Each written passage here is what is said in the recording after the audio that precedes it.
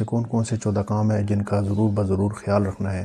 انشاءاللہ اس ویڈیو کے اندر ہم انہی 14 پوائنٹ پر بات۔ ہم یہ سمجھتے ہیں کہ ہمارے حقوق جو ہے ان جلسے جلوسوں سے احتجاج کرنے سے مل جائیں گے۔ آج ہم آپ کے گھر آ رہے ہیں، آج ہمیں کیا کھلائیں گے، ہمارے لیے کتنی ڈشز بنائی ہیں، کیا ڈشز بنائی ہیں، اس کی دعوت کو بالکل بھی قبول نہیں کرنا کہ جس شخص کی اکثر جو کمائی ہے وہ حرام کی ہو۔ بسم اللہ الرحمن الرحیم۔ السلام علیکم ورحمۃ اللہ وبرکاتہ۔ میرا نام عمیر عبداللہ ہے اور آپ دیکھ رہے ہیں میرا یوٹیوب چینل انصار اکیڈمی۔ تو پچھلی ویڈیو کے اندر ہم لوگوں نے مہمان نوازی کے بارے میں بات کی تھی، میزبانی کے بارے میں بات کی تھی۔ اگر آپ بھی چاہتے ہیں کہ آپ کو مہمانوں کو بالکل بھی بہانے نہ کرنے پڑیں اور جب بھی جتنے بھی مہمان آپ کے گھر آ جائیں آپ کو کسی بھی طرح کی کوئی پریشانی نہ اٹھانی پڑے، تو آپ بھی ضرور اس ویڈیو کو جا کر دیکھ لیں۔ آج کی اس ویڈیو کے اندر ہم ایسے 14 کاموں کے بارے میں بات کریں گے جن کا ڈائریکٹ تعلق مہمان سے ہے، یعنی کہ اگر کوئی شخص ہمیں اپنے گھر انوائٹ کرے یا گیسٹ، ہمیں ایسے کون سے 14 کام ہیں جن کا ضرور خیال رکھنا ہے۔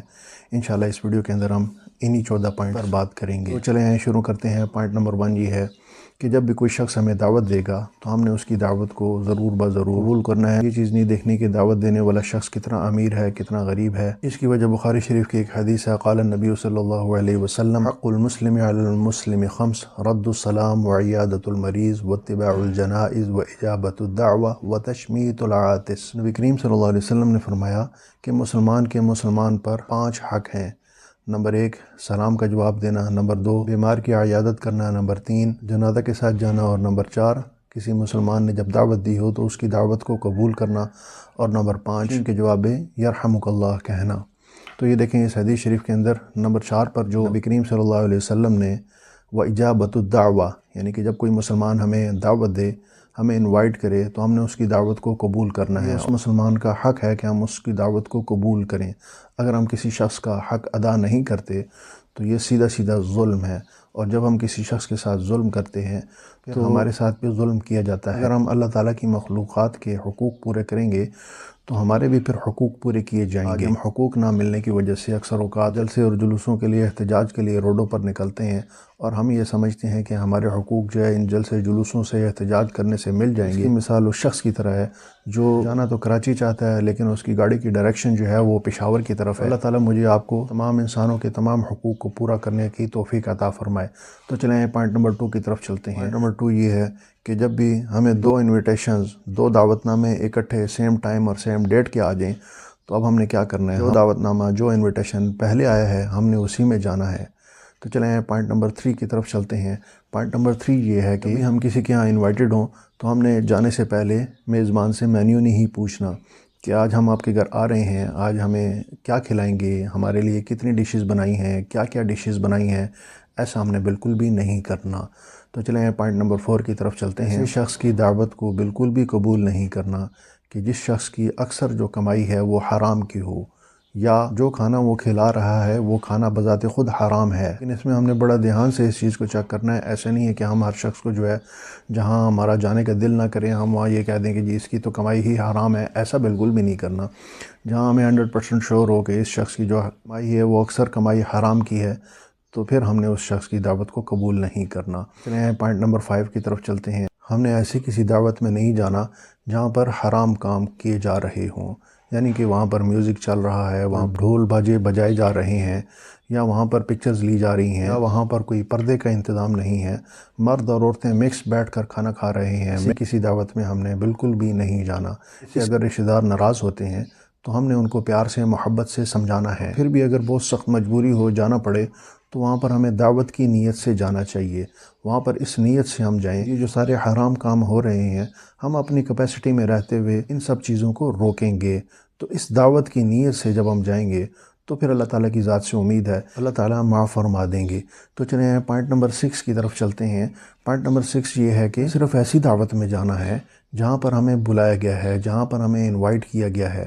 ہم نے ایسی دعوت میں بالکل بھی نہیں جانا کہ جس دعوت میں ہمیں بلایا ہی نہیں گیا، یعنی کہ ہم نے بن بلائے مہمان بالکل بھی نہیں بننا۔ تو چلیں پوائنٹ نمبر 7 کی طرف چلتے ہیں، اور پوائنٹ نمبر 7 یہ ہے کہ مہمان نوازی صرف 3 دن ہوتی ہے۔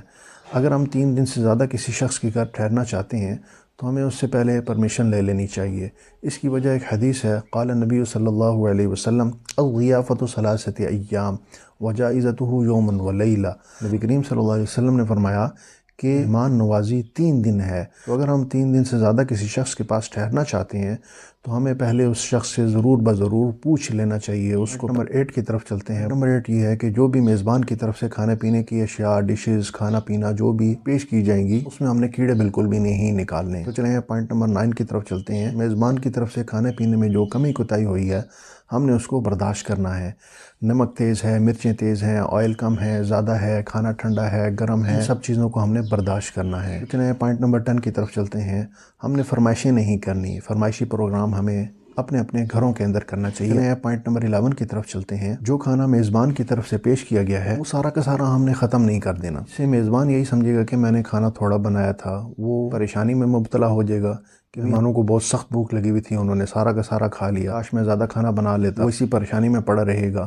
تو ہم نے کوشش یہ کرنی ہے کہ کھانا چاہے جتنا مرضی مزے کا ہو، ہم نے ضرور بضرور تھوڑا سا کھانا بچا دینا ہے تاکہ میزبان کو یہ محسوس ہو کہ مہمان نے اچھے طریقے سے کھانا کھا لی ہے، فل پیٹ بھر کے کھانا کھا لیا ہے۔ تو چلیں پوائنٹ نمبر 12 کی طرف چلتے ہیں۔ میزبان کی مہمان نوازی پر ہم نے میزبان کا ضرور بضرور شکریہ ادا کرنا ہے۔ اس کی وجہ ترمذی شریف کی ایک حدیث ہے، قال النبی صلی اللہ علیہ وسلم من لا یشکر الناس لا یشکر اللہ۔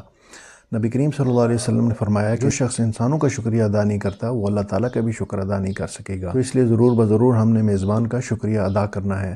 تو چلیں پوائنٹ نمبر 13 کی طرف چلتے ہیں، اور پوائنٹ نمبر 13 یہ ہے کہ جب ہم دعوت کھا لیں گے تو دعوت کھانے کے بعد والی جو دعا ہے اللہم اطعم من اطعمنی واسق من سقانی، یہ دعوت کھانے کی دعا ہے، اس کو یاد بھی فرما لیجئے گا۔ تو اس دعا کو ہم نے پڑھنا ہے۔ ایک ہے عام دعا جو کھانے کے بعد پڑھی جاتی ہے، الحمدللہ الذی اطعمنا وسقانا والی، وہ یہاں پر نہیں پڑھنی۔ ابھی ہم نے دعوت کھائی ہے، یہاں پر دعوت کے بعد والی دعا اللہم اطعم من اطعمنی واسق من سقانی، یہ والی دعا پڑھیں گے۔ تو چلیں پوائنٹ نمبر 14 کی طرف چلتے ہیں۔ جب ہم میزبان کے گھر سے چلنے لگیں گے تو میزبان کے گھر سے چلنے کی جو دعا ہے یہ بھی ایک اسپیشل دعا ہے، اللہم بارک لہم فیما رزقتہم واغفر لہم وارحمہم۔ اس دعا کو ہم نے پڑھ لینا ہے، بجائے اس کے کہ ہم اس کو تھینک یو، شکریہ، یہ الفاظ کہیں، کیوں نہ ہم وہ الفاظ کہیں کہ جو نبی کریم صلی اللہ علیہ وسلم اپنے میزبانوں سے جدا ہوتے وقت کہا کرتے تھے، اور وہ الفاظ یہ ہیں، اللہم بارک لہم فیما رزقتہم واغفر لہم وارحمہم۔ تو امید ہے آپ کو یہ 14 پوائنٹس سمجھ میں آ گئے ہوں گے۔ اگر آپ کو یہ ویڈیو فائدہ مند لگی ہو تو اس ویڈیو کو لائک کریں، اپنے حلقہ احباب میں شیئر کریں، چینل کو بھی سبسکرائب کر لیں تاکہ فقہ کے ایسے ہی آسان اور مستند مسائل آپ تک مسلسل پہنچتے رہیں۔ آپ سے دوبارہ کسی اور ویڈیو میں ملاقات ہوگی، تب تک کے لیے دیں اجازت، اپنا بہت سا خیال رکھیے گا۔ السلام علیکم ورحمۃ اللہ وبرکاتہ۔